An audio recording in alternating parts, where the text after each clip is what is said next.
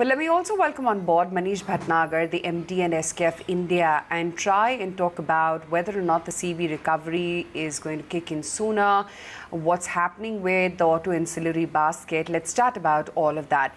Manish, hi, good morning. Great to have you on the show. Help us understand how the CV slowdown has impacted your company in particular. And do you really see some more time before a meaningful recovery kicks in? CVs have been on the downswing way before this crisis hit us. For reasons we know well, it began with the axle load norms changing and everything else that happened afterwards. At that time, we knew it would take 2 years or longer for CVs to recover. And frankly, we have not seen any recoveries in CV as yet, and neither do we expect to see recovery in the next 12 to 18 months. So unfortunately, no good news on the CV front as a segment. Fortunately, we have other segments that we can rely on to backfill the CV lag, whether it's auto, other segments, or industrial, because as you know, we are balanced 50-50 between industrial and automotive. So while CV recovery is not happening, we are luckily well diversified to bank on the other segments.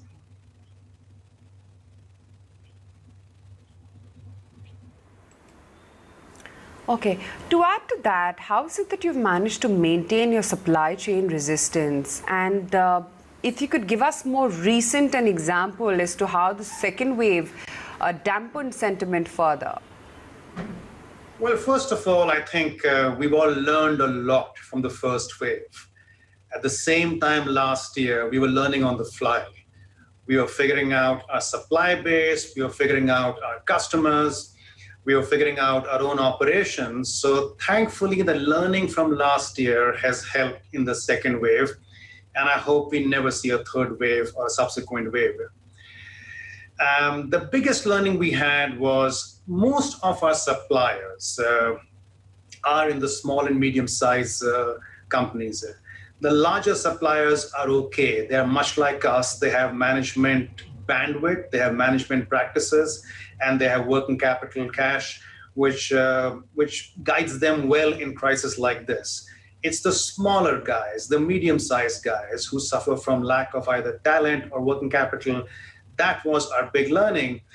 And specifically, for example, this time, it's been a little different. Number one, not all suppliers had shut shop completely. Many of them were still operating at 25, 30, or 50% capacity, which meant not all of their workmen had gone back home. The some that had gone back home, this time we were well positioned to work with them to make sure we know with our suppliers exactly where their people are. So as and when things started ramping up, it was much easier for us to help them get their folks back. And second, on working capital and cash, we work very closely with them, whether it's bank loans or credit lines or bridge loans or whatever needed to happen to make sure that even when they get that talent back to start operating their factories, they don't suffer from working capital deficiencies to crank up production.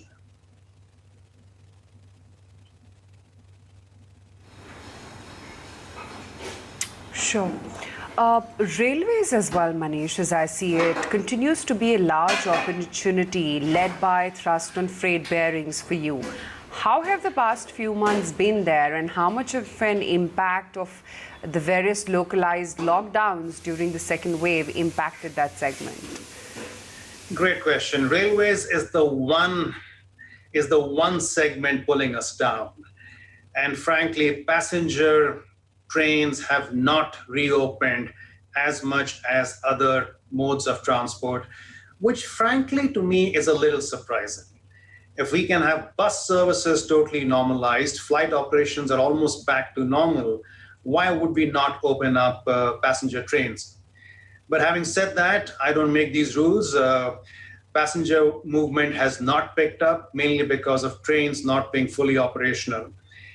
And which means that the coach manufacturers are not investing in building new coaches. So we've seen about 40-45% reduction in passenger coaches production in the last 12 months. And I don't know when that will pick up. On the other hand, another important segment in railways is the freight segment. That fortunately has picked up. As the industry starts opening up, we are seeing more freight movement going on. The DFC is finally seeing some shape. We've seen a couple of corridors opening up. That's one segment we want to really focus on, because the bearings that get used on the freight segments are a little different than on the passenger segment. They are pricier, better margins. So as and when freight starts picking up, we will see better margins on the railways business. Having said that, passenger trains have to open up, because that still remains the bulk of our business. And metros is somewhere in between passenger and freight. Some cities have opened up, some have not. The other comment I'll make on railways is that railways is almost equally split between new production and the aftermarket. The more trains run, the more they come back into workshops for remanufacturing of bearings or repair or replacement of bearings. So with trains not running, even the aftermarket suffers a little bit. So I hope to see a bit of an uptick on the railways soon, but I don't know when that will happen.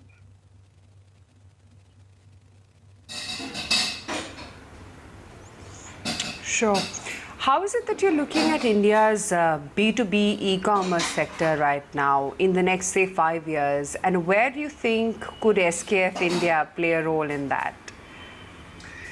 Yeah, so we really have a play with our own B2B business.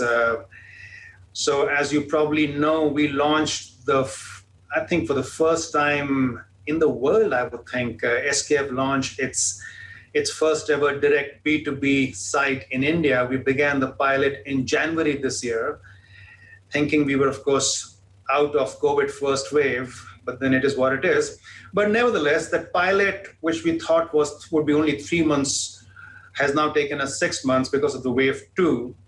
We now service about 9,500 pin codes out of 19,000 pin codes in the country. So that's close to about 50%. We are seeing about 2,500 users come into our B2B portal every day, and many of them have begun buying from us. It is still not a big business for us. We see a lot of browsers, people are coming in. It's still new to be able to go and buy bearings online. We hope that philosophy will change, the more easier we can make for them to buy it. So we are servicing about half the country, like I said, half the number of pin codes. Our B2B business is now about, under 2% right now, but frankly, that's because it's a small pilot. We have limited SKUs on that site, and we are now in the education phase. But our intent is to be able to serve the entire country and to be able to supply a bearing to anywhere in the country within 4 business hours, within a year or so. And at which point I do expect the SKF India B2B business to be around 10% of what we do.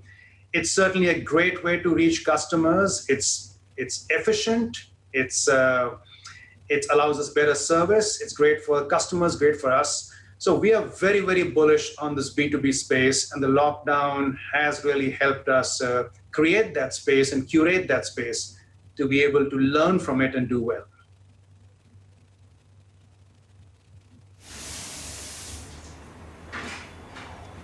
Okay. So what happens to your Capex plans at this juncture with the second wave now subsiding and fingers crossed on a third wave or thereafter? Wanted to understand whether the Capex plans are on track. Are you utilizing this slump in the business right now to try and enhance Capex? What's the plan? Well, there is no slump in the business except for railways, which is a bit of a laggard. Everything else is running full steam ahead, if you forgive the pun. But so therefore, our Capex plans have not changed. We invest about 150 odd crores every year on Capex. That number went down in 2020 for obvious reasons. We are now in the middle of making plans for 2021, and that number will get added to this year's Capex number. So there's no change in our Capex plan. There's only been a timing issue. And why is it so important to be able to invest very, very quickly to gain the lost time? Because like I said, there is no slump in our business, and our factories are now running 24/7, 3 shifts a day. And unfortunately, despite that, we are not able to meet the full demand, especially on the industrial side. We still import about 60% of our industrial bearings. That is where we will localize first and fastest. So the bulk of our Capex investments this year and the years going forward will be on industrial and to localize more, and less on automotive. So you will see those announcements coming very, very soon.